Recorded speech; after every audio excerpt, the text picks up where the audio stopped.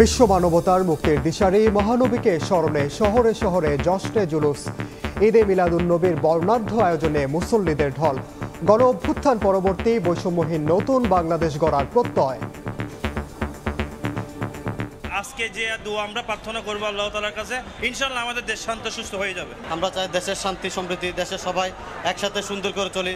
এই ঈদ মিলাদ উসিলায় মুসলমানরা যে জামায়াত হয়েছে, এই উসিলা বাংলাদেশের শান্তি বর্ষিত হোক। আল্লাহ বলতেছে, আমি যতটুকু পর্যন্ত রব্বুল আলামিন, আমার রাসূল ততটুকু পর্যন্ত রাহমাতুল লিল আলামিন। সকলের ভ্রাতৃত্ব বন্ধন নিয়ে এগিয়ে যাওয়াই আমাদের তরিকতের নির্দেশনা। এই দিনটি আমাদের ঈদের দিন, খুশির দিন।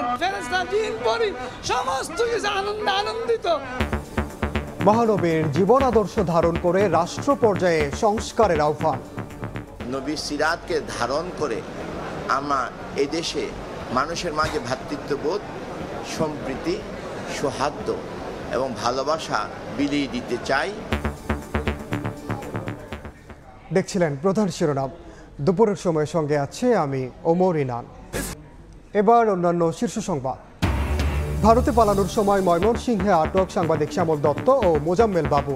সাবেক দুই মন্ত্রী প্রতিমন্ত্রী আসাদুজ্জামান নূর ও মাহবুব আলীকে তোলা হবে আদালতে। অনির্দিষ্টকাল অন্তর্বর্তী সরকারের ক্ষমতায় থাকা মেনে নেবে না জনগণ, বললেন মির্জা ফখরুল। সংবিধান পরিবর্তন হবে কিনা সিদ্ধান্ত নেবে পার্লামেন্ট। ক্ষতিপূরণ পাবেন 15 বছরে প্রশাসনের পদোন্নতি বঞ্চিত কর্মকর্তারা। তালিকা করতে কমিটি গঠন। যারা এখনো কর্মক্ষম তাদের ফেরানো হবে চাকরিতে, জানালেন সচিব। আবারও ট্রাম্পকে হত্যা চেষ্টা, এবার ফ্লোরিডায় তার গলফ ক্লাবে গুলি।